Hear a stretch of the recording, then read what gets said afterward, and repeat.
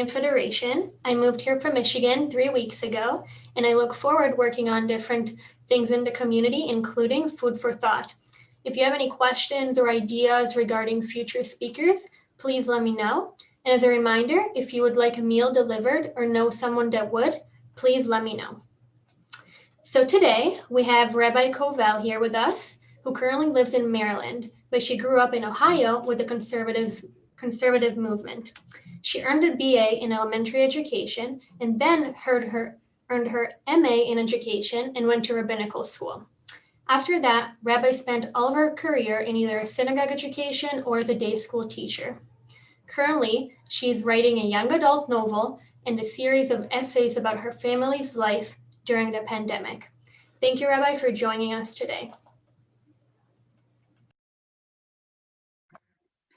Thank you, Sunny, for that introduction. First of all, I want to make sure that everyone can hear me. Okay, terrific. Hi, welcome. Thank you for having me today.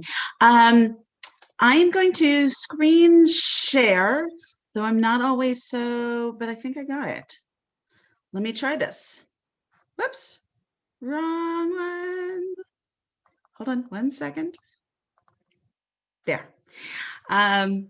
We are going to talk about how women got into the pulpit here in the States, and it is very much an overview. There are plenty of details for each movement and school, so this is very, very broad and general. I do hope that this will be a discussion, and certainly if you have questions, please raise your hand, let me know, and we will stop and talk and discuss and debate anything that we need to. So first question, who knows why I put an orange here? Does anybody know? Inclusion on Pesach. Inclusion on Pesach. Thank you. And when we get to the very, very last slide, we're going to talk about what that inclusion, where this concept came from, and how that, if you will, modern midrash got started. So let me see about this. All right. So the first part of our discussion is actually starting, well, Bereshit, at the beginning. How were men and women created? How are human beings? How did we come to be? So would anybody care to read the either Hebrew or English? You might be familiar with this. This is in the first chapter of Bereshit in Genesis, the first chapter in the entire Tanakh. Would somebody kindly read?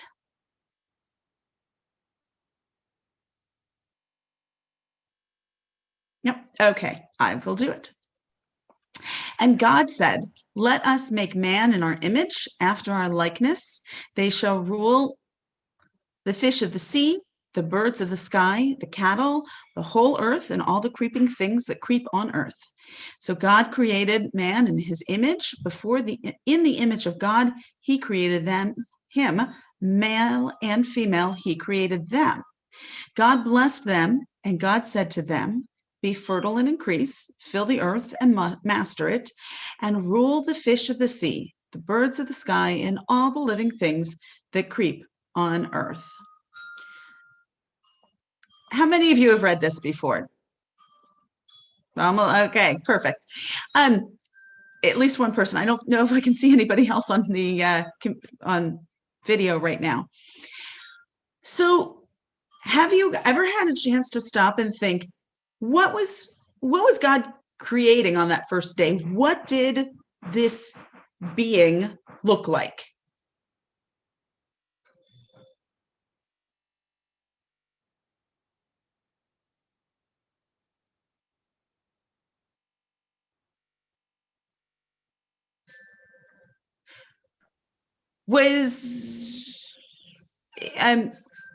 Let's go down here. Are women and men being created here at the same time?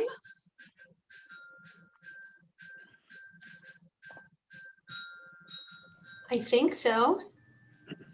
Okay. And so what does this being or beings look like? Was this one being? Was this multiple beings? It appears that it was two beings. Two beings, all right. Well, when it says male and female, he created them. But I was wondering if, and I don't know Hebrew, so I don't know the answer to this question, but you probably will. Is the Hebrew word for man in the earlier part when he's creating him the same as later on it said something about he created man? Is the Hebrew word for man consistent throughout that piece? Excellent question. So the answer is yes. Oh, I didn't highlight it on this one. The word for man in both of these passages here and in the next one, we'll talk about that, is Adam. Adam comes from the Hebrew word Adamah, or earth, like Borei Pri Ha'adamah. So, so this thing was directly created from earth. That was the material that we think God used based on that connection to the word. In modern Hebrew, an Adam is just like any old person. The word for man we use ish, which is in the Tanakh also, and we'll see it in later on the juxtaposition between man and woman, ish and isha, but they do not believe they use the word Adam. Let's check that out. So if you're looking at the Hebrew, the yellow here in this very first line, Adam is the singular. However, this verb right here, to rule, to go over, is plural. So either Adam is a collective noun or something's going on here. In the next sentence, it says et ha'adam, which is this man. It's a direct object. But over here, and that's singular, over here, Zachar Nekeva bara otam. It says, I'm sorry, I should have made a break between this word oto and Zachar, the rest of the phrase, because the oto is singular and connects back to that man, eta Adam. The Zachar Nekeva bara otam, male and female, God created them. So we're getting a sense of this singular, but collective singular, but also a plural. So our text is, for lack of a better term, it's weaving in both of these ideas of singular and plural. So what do we look like? And so the last question is, are men and women equal? Are they created at the same time? Are they equal to each other in this passage?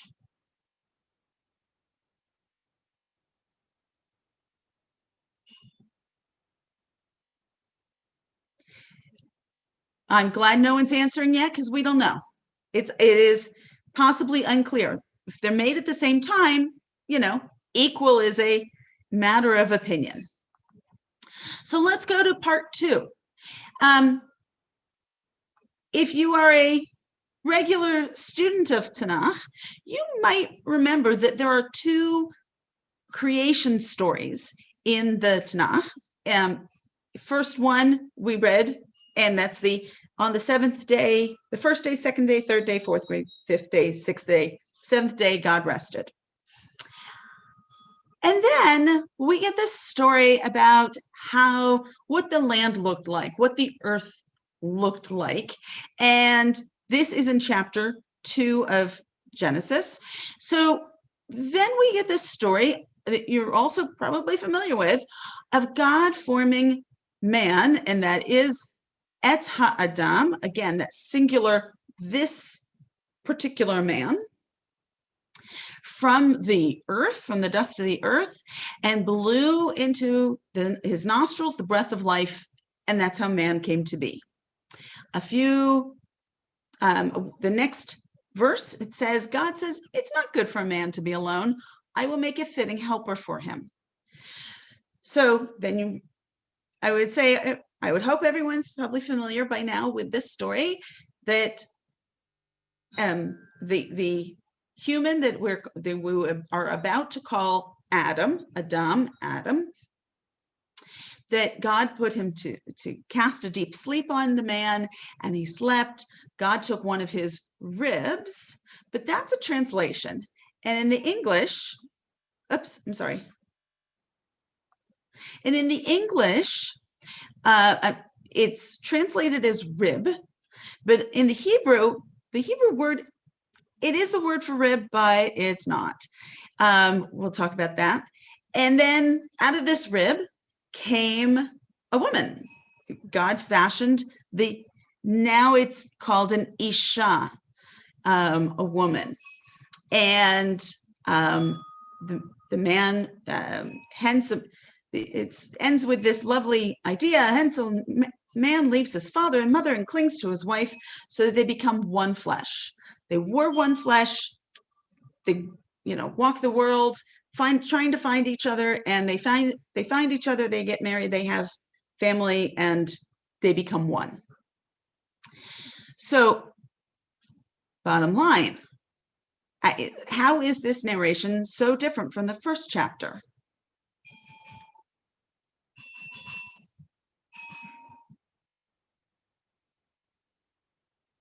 Why are there two stories?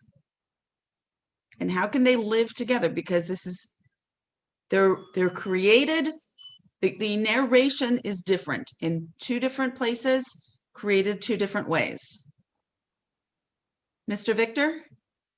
I was going to say not to start controversy, but one possibility is that depending upon how you view the Torah or the Tanakh,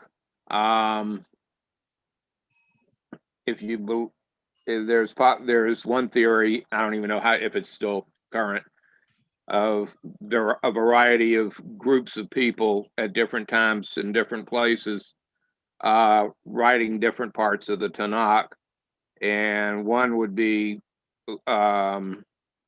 might fit in with one group of people. I think at one point there were 4 groups: the priestly, the Elohim group, the Yahweh group, and some other group. I don't remember what the 4 are. And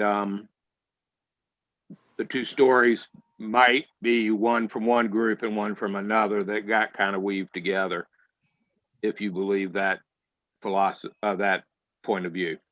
Right. Very good. Thank you. So that's called the documentary hypothesis. And that fourth one that was hard to think of, it was the Deuteronomist. So yeah, that's one. It's much more of a modern interpretation and understanding the idea that all of everything that's written down in the Tanakh didn't actually come from God on Sinai, on the top of Mount Sinai, directly to Moses. Rather, these are oral stories passed down from generation to generation. And finally, somebody or several people had the good sense to actually record all of these stories. But because there are different stories, they got woven in together. Kind of like if you know the song Froggy Went a Courtin'. There are so many different verses to that song, and my grandmother sings one section and version, and that's been her passed down. But if you go to another family, another tradition has a different set of verses, but they all are within the one tradition.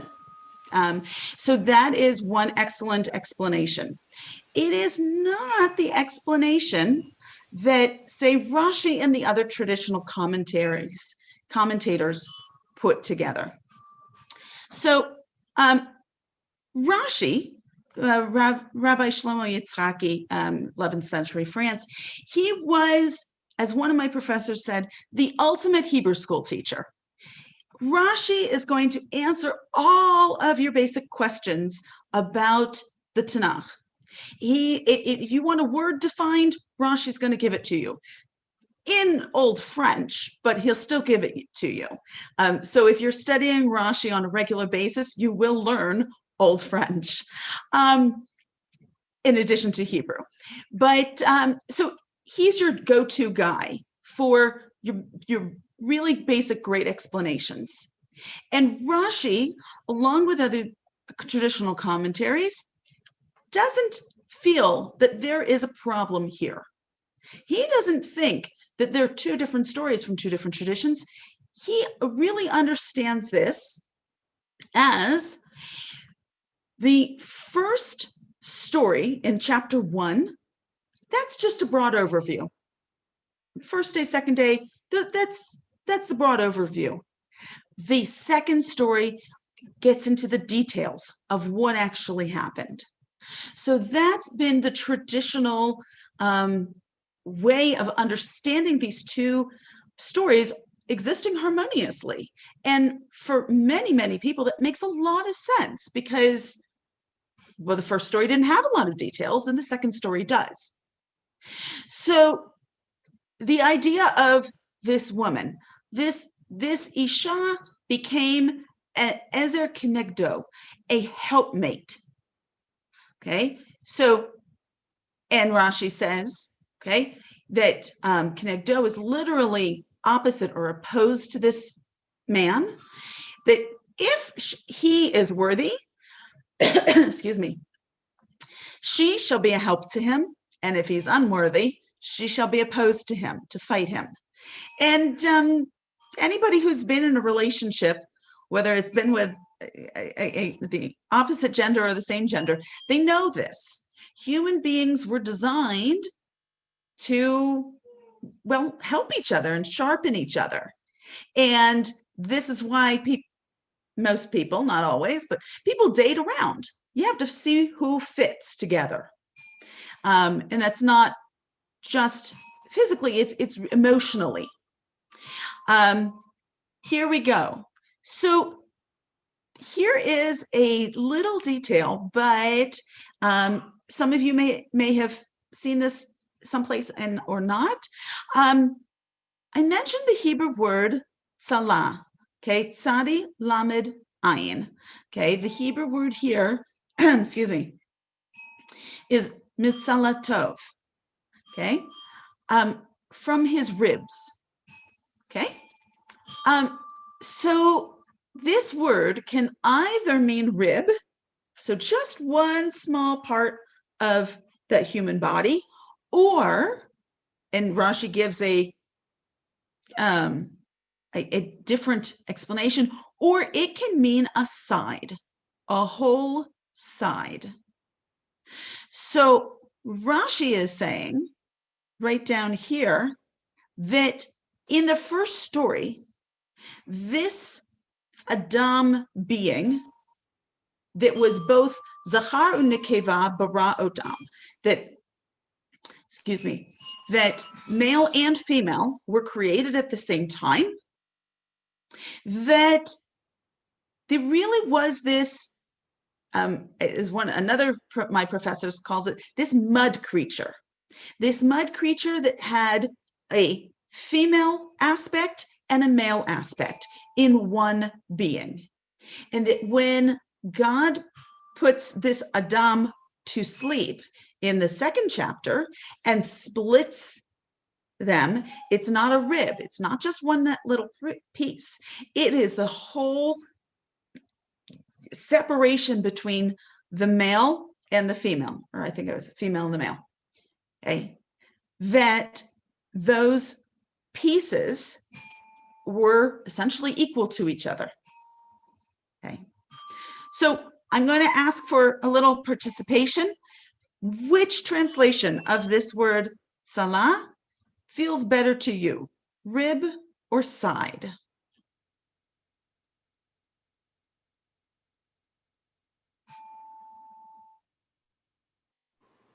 I would say side. I would say side. Because I agree, side. Yeah. all of a sudden it's a very different meaning, a very different way of understanding this story and the creation of human beings. Because so much of our history, as well as the rest of the world's, Christianity has a lot of this idea of women being subservient to men.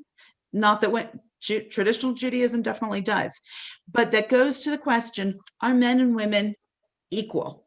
Were we created in the same way? Hi, can you all hear me? It's Yep. Carol. Oh, Yep. okay. I've been having a lot of trouble. Sometimes I don't hear you, and most of the time you don't hear me. But I think it's an interesting discussion, especially considering where we live.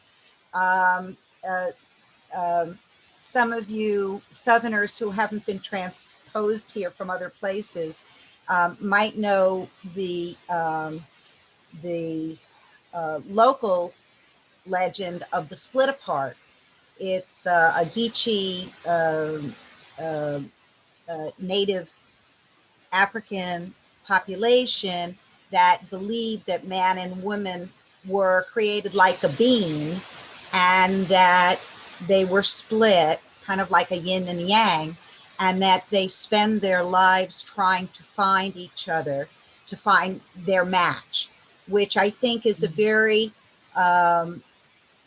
it's a very folksy way of interpreting this, but also maybe comes to the truth of the matter, which is the fact that unlike the way I would say the Protestant tradition has interpreted this biblical passage, that women are taken from Adam's rib and therefore subservient and meant to serve Adam, who is made in God's image, I think it's a much more exact reading of the passage, and that the attempt was that God was creating this male, female in his, her image, the same way that God has many names and many aspects, some of which are more feminine, like the Shekhinah, that this amorphous being was created with all the same possibilities,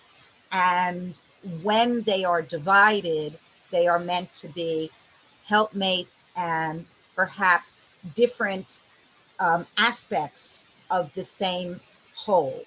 And so I tend to believe, since anyone who knows me knows I don't believe that women are necessarily subservient to men and should not be treated as such. I tend to believe the split apart idea, that we really were two sides of the same coin that were divided to be able to maintain our own individual strengths and then be helpmates to each other. Thank you. Beautiful. So as we go in a little bit of history, and we're going to stay in the Tanakh era, so we're talking, 3,000 some odd years ago, depending on the source. We're going to take a look. As I said at the very, very beginning of this, this is very much an very broad overview. And for every argument in specific that you could make, in one direction, you can make another argument in another direction. So I'm happy to talk with this more in depth about with anyone, but here are some general words about what does the Tanakh say about the status of women in halakha. Halakha is literally means the way, the path, and that is Jewish law. Jewish law has developed over the centuries, but any modern argument or any medieval argument for or against any kind of change in Jewish law, they're based in what the Tanakh, the Torah has to say first. Okay, and then the concepts are traced over the years of writings. So here are 3 different verses that I'm bringing today to discuss women's role in Jewish life. Right. So this one here is Devarim, Deuteronomy. And you might remember Deuteronomy is a very long narration from Moses, his farewell speech. And it's just about the entire book until he ascends the mountain and dies. So he is retelling, that's what Deuteronomy means. He is retelling everything that happened to the Israelite people because this is the new generation. They've been wandering in the desert for 40 years. The old generation coming out of Egypt has slowly died off. This is a new generation of Israelites who are about to take over the land. And so Moses's pep talk includes this line, and again, I've shortened some pieces. You stand this day, all of you, before the Lord your God, all the men of Israel, your children, your wives. You're about to enter into the covenant of the Lord your God, which God is concluding with you this day. So theoretically, while Moses is addressing the men, the women and the children are there as well. And yes, that's the order of the words, is that the men of Israel, then your children, then your wives. What can you do about some things? And a couple of chapters later, Moses gives the instructions every 7th year. This is the sabbatical year. Excuse me, when all Israel comes to appear before the Lord, your God, in the place that God will choose, which will eventually be Jerusalem, you shall read this teaching. And what is the teaching? The teaching is Torah, aloud in the presence of all Israel. Gather the people, men, women, children, and the strangers in your communities, so that they may hear and so learn to revere the Lord your God and to observe faithfully every word of this teaching, every word of the Torah. Okay. And then this is from Nehemiah, one of the last books of the Tanakh, the whole Tanakh. On the first day of the 7th month, Ezra the priest brought the teaching, the Torah, before the congregation, men and women, and all who could listen with understanding. He read from it from the first light until midday to the men and the women who could understand it. So we've got these few quotes here, and I want to quickly also read the bottom here. These 3 were taken from a essay that Rabbi Simon Greenberg wrote in this book, The Ordination of Women as Rabbis. This is the conservative movement's collection of responsa of essays for or against women's ordination for the conservative movement. So he wants to note that all of this does not necessarily prove that the position of the Israelite woman was equal to that of men in biblical days, but it would indicate that women were not isolated from the company of men and were not forbidden to mingle with them on occasions of public gatherings.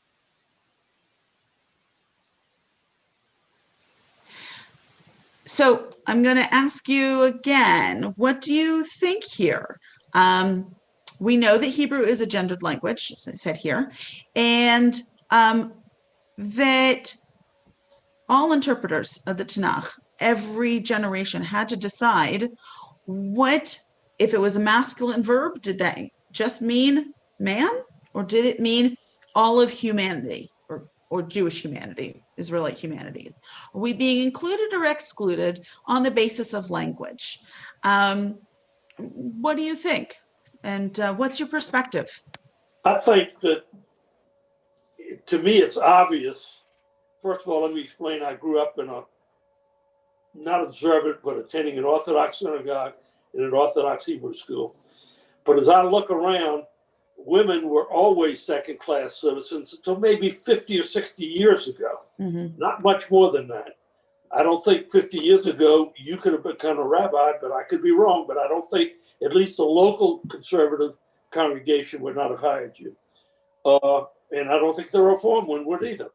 But gradually, and Orthodoxy's had a very, very, very difficult time with young women today, trying to explain to them why they are equal and valued at all in Orthodox religion. And they use a lot of words, but the bottom line is they don't come in the Bema, they don't become rabbis, they don't write law, they can study, but not with men. And it's still a world which women are second-class citizens. And I think that the more liberal Jewish sections of religion have begun to make that change more aggressively.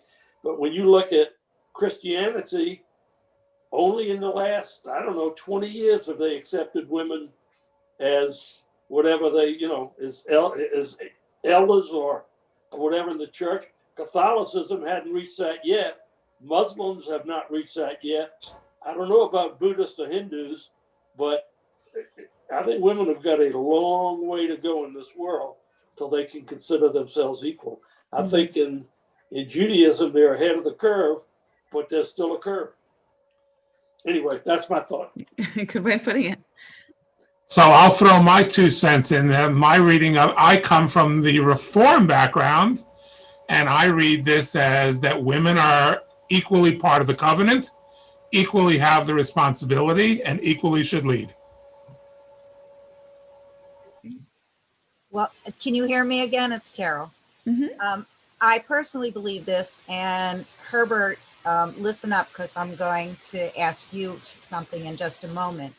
But I believe standing Har Sinai, we were all there, and all people were expected from their point in relationship and ability to understand, to Shema Yisrael, to hear and to listen with whole being. And actually we were asked to do and then to hear, that we were asked to follow in faith. And I think when it comes to men or women, that has never been a question. I think that as interpreted by men,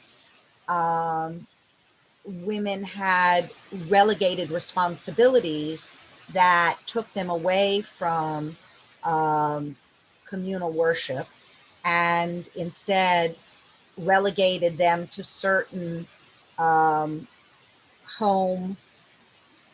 occupations, if you will. I think that part of this mystique came with the adoption of the language of a woman of valor. And the woman of valor is put on such a pedestal that she can't deal with the mundane of davening every day. Mm-hmm. She is not given the same time constraints because her life has a different path. And an explanation to me when I was young was always that it's because we are more spiritually gifted, and men have to work harder for that same level of spirituality. But it was used by institutionalized religion, I believe, as a way to, well, I don't want to say keep women in their place, but that's really what it is, to keep women in their place and away from the realm of study, Torah, and ritual observance as leaders. And the reason, Herbert, I asked you to listen is because the Mikveh Israel history that I have always heard is that Mikveh Israel is the 1733 historic congregation, and that women were never exempted from service through mechitza. And we're 1733 congregation. We are the oldest Reform congregation. However, we certainly weren't Reformed Jews in 1733. And the idea of not having a mechitza, as far as my research has shown, meant that women attended services in the pews with men. And what was explained to me by a rabbi who actually wrote a book on this subject was that that women were always, that services were always open to women, but women did not come for the davening. They came after the davening and for the sermon. Is that correct, Herbert? I can't speak to anything pre-Civil War, let's say, about that. I don't know whether the original building had a Makita or not. And I just wrote a paper on that, which you'll get when the contact comes out. Thank you. It did nothing in there mentioned a Makita of the stuff that and the second building the same way. But by 1868, the building, women and men were sitting together at that point at Mikveh Israel. That was still the second building. And by 1876, which is when or 1878, when the current building was built, what you would think might have been a Makitza, the choir loft, was indeed a choir loft. It was not a Makitza. And I have read also, and I may have been in Rabbi Rubin's book, or it may be somewhere else. That's where I got this information from, was Rabbi Rubin. At one point preceding women and men sitting together, women started out sitting separately. I don't know whether there was literally a Makitza or whether there was just an area that women sat in. And then it started by coming down so they could hear the sermon, because that became one of the central parts of the Reform. What became a Reform service. Anyway, the simple answer to your question is no. Right. Thank you. I've been in Mikveh Israel just once briefly, but not in the sanctuary. Did either the old building or the new building have a balcony? It did have the current building has a choir loft, and it's been used, but that's what it's been used as. By the time this building was built, the current building was built, the congregation had a choir. I think by that time it was probably a mixed choir of women and men. Most likely, yeah. The reference we're making is to Rabbi Rubin's book, Third to None, which is a historical Bible of Mikveh Israel, and it deals with the 1733 Jews and the founding of the congregation. And so I had asked him the current building, and it's a pity you didn't make it into the sanctuary, and maybe when things cool down, COVID-wise, you'll come and make the trek, because it's quite a wonderful congregation architecturally and historically. But this is our third building, and according to him, the women were never segregated out. And the choir loft was built as a choir loft, not as a women's section. Okay, great.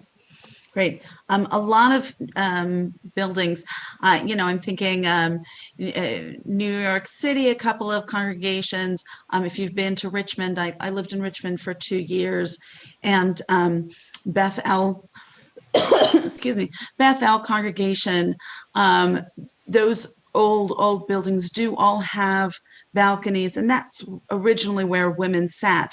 So not a specific mechitza, but a specific separation. So yes, by the mid to late 1800s, many congregations in the U.S. and in Germany too were mixed seating.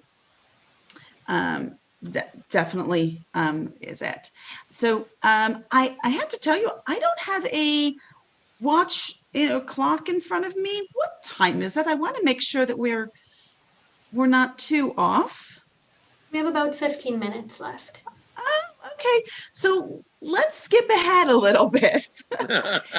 I have, the rule of teaching is always bring more than you could even possibly talk about.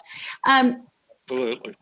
So one of the things I mentioned here, the halakha developing over the centuries, that when modern people, modern Jews, were asked the question, can women function as rabbis? Can women function as cantors?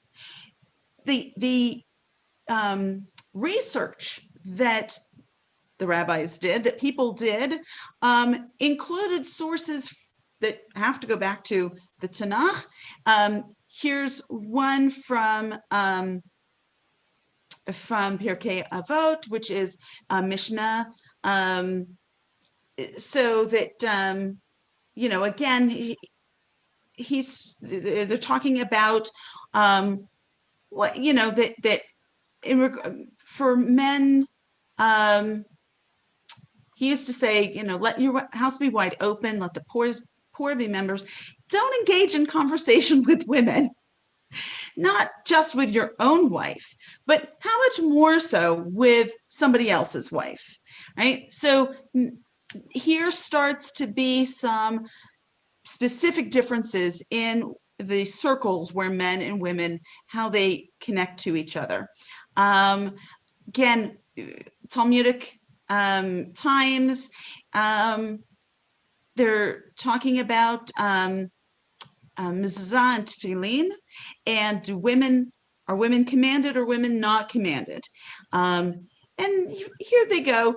From here they derived all are commanded to put on tefillin except women and bondsmen. But then the next sentence is Michal, the daughter of Cush, who is not the literal daughter, she's the literal from the family of Cush. She's Saul's daughter. She'd wear tefillin. And Jonah's wife, the prophet Jonah, she'd go up to Jerusalem for the festival. And then this other guy, Tavi, Rabbi Gamliel's bondsman, he'd wear tefillin. So you've got this, well, okay, practically it's one thing and theoretically it's another. So there are many discussions that they're just a little bit of a snippet. So again, women, yes, no, time-bound commandments, but here we go. Women are obligated in every positive mitzvah, not bound by time. And theoretically, you can wear tefillin in the, almost any time in the morning. So therefore, this woman may put on the phylacteries, put on tefillin, and walk around the town. So the question always is, are those exceptions to the rule, or are they the rule themselves? So in a nutshell, when modern Jews started talking about can women take on these leadership roles, the leadership roles also had to be defined by what are the actions in them. So are women halachically obligated in the same way as men, thereby fulfilling the obligation of doing or hearing a mitzvah, such as prayer or Torah reading, for a man? Can she, for example, a woman, not just prayer or Torah reading, on Friday night in your own home, does a woman saying Kiddush count for everyone at the table? Or does, say, a woman can make Kiddush and then a man makes Kiddush and then everybody's checked off the list? So is that a possibility? Can a woman serve as a witness, such as signing a marriage ketubah? Okay. What are the modern roles of a rabbi or cantor today? that have changed since these roles were started thousands of years ago. Can women fulfill those roles effectively and for the betterment of the community? And what other kind of leadership roles could women take on within the confines of the traditional reading of halakha? If one says, women cannot be rabbis, cannot be cantors, what could they do that might speak to traditional halakha? You could say to an Orthodox young woman, here are roles you can take on that are within traditional understandings of halakha. So again, you know what, I'm going to skip this slide. So we ask some general and very specific questions about what the role of the rabbi / cantor, and can a woman meet those roles? And we have to think about how modern movements have defined and understand halakha. They understand it very, very differently. Okay, this is again, extreme overview. And this, the highlighting is mine. The major practical differences between Orthodox and Reform Judaism depend on the different attitudes of these groups to the halakha. So Orthodoxy considers halakha in its traditional form to be absolutely binding. If the Torah and everything passed down says that men do this, they wear talit, they wear tefillin, they wear a kippah, and this is what it is, and these are the times that they must do it, that's binding. You have to do that. However, then Reform Jews, while they look at past halakha, it's no longer considered binding. And so they've come up with this idea of personal choice, where it is up to the individual to study and to decide for themselves, or together with their family maybe, which mitzvot they want to take on. Which is why when you walk into a Reform synagogue, you see some people wearing a kippah and others not, some people wearing a talit and others not. You see some people keeping kosher and others not, because there's the idea of individual choice. Orthodoxy does not do individual choice like that. And conservative Judaism, their motto is tradition and change. So there is that connection between the traditional halakha as well as the changes to adapt to our modern society. So that, for example, keeping kosher, conservative Jews are supposed to keep kosher. However, what those specifics look like might vary, V-A-R-Y, very much from place to place. The ability to find, say, cheese that has a hechsher, or is cheese without a hechsher okay? And those two opinions live sometimes in harmony, sometimes not, in the conservative movement. So when it comes down to it, the movements decided in very different ways to admit women. We're going to take a look at 3 women who became rabbis, or paved the way, really. Ray Frank, in the USA, and Regina Jonas in Germany, and Paula Ackerman also in the United States. And I had a really great time looking up what happened in the early years to women who tried getting into rabbinical schools and were turned away.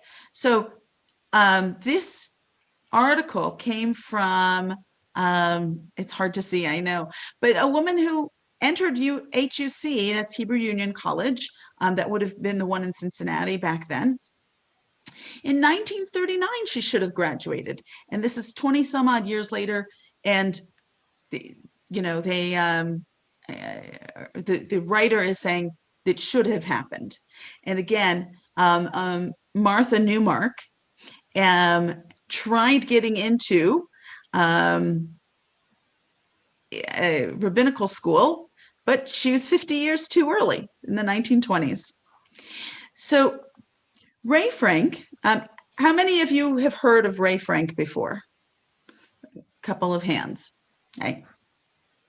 So she was an educated woman in the San Francisco area in the late 1800s. And she was a learned Jew, and she went to go, she became a school teacher, and she was respected for her learning.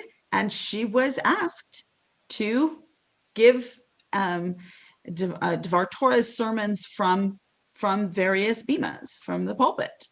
So the details of what she officiated and how it was, as you can see right here, they don't say exactly what her officiating entail. So we don't know those details. She herself, I found this amazingly interesting. She was highly ambivalent about the ordination of women as rabbis. So at one point she said, all in all, women have in the past earned the right to the pulpit. A woman may be ordained rabbi or president of a congregation. She is entirely able to fill both offices.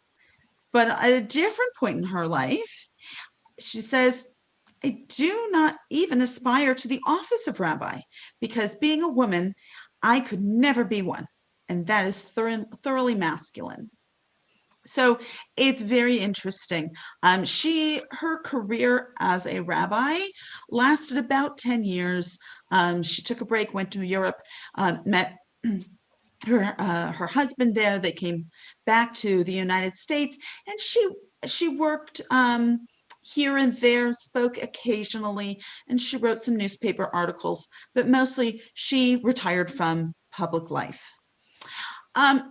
Regina Jonas was indeed the first woman officially ordained as a rabbi in Germany between the wars. And but it did take a long time. And this is what she says right here. If I confess what motivated me, a woman, to become a rabbi, two things come to mind: my belief in God's calling and my love of humans. God planted in our hearts skills and a vocation without asking about gender. Therefore, it is the duty of men and women alike to work and create according to the skills given by God, which I feel connects back to that our very first slide, were men and women. How were they created? Were they created equally at the same time or not? So she indeed was the very first woman who was ordained by a school, and in Berlin, in Germany. But unfortunately, as you could guess the ending of this story, she served for many, many congregations, and her students talked about how wonderful she was and how insightful. I mean, she had to have been a smart person to be in this position. And she served even while she and her mother were deported to Theresienstadt. And then both she and her mother were likely killed the day that they were deported to Auschwitz. She had connections with Leo Beck and I forgot the other guy. Oh, I'm sorry, but she was forgotten for years and years and years. But there is a collection of her papers that is to be found in Germany. And there's a very interesting video that I watched of the first generation of female rabbis from the United States going to pay her honor in maybe 10, 12 years ago. I know I'm talking very quickly. I hope you're able to read and take a look at everything while I'm talking. Rabbi, Paula, we only have a few more minutes. thank you. So Paula Ackerman just kind of fell into this. Her husband, who was the rabbi, passed away, and she must have been a really terrific person. So the congregation asked Paula to take over, and she led the congregation for 3 years, functioning as the religious leader, as the rabbi. Cantors, can't forget them.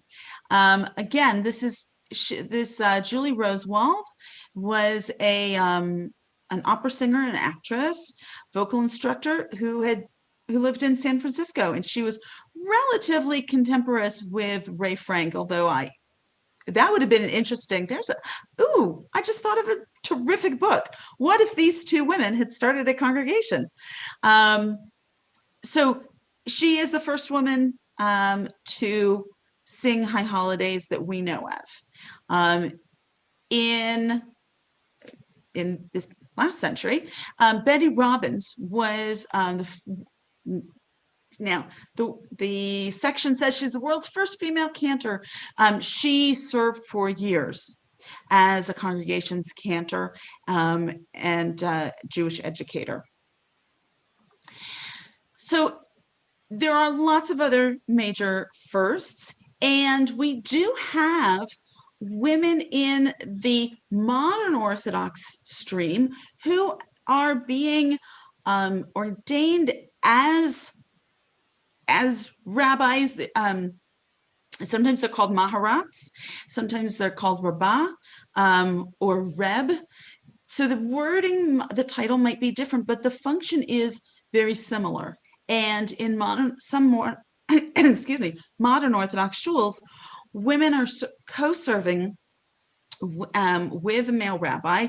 They might be leading women's tefillah. They're definitely giving sermons from the bima on a Shabbat or holidays.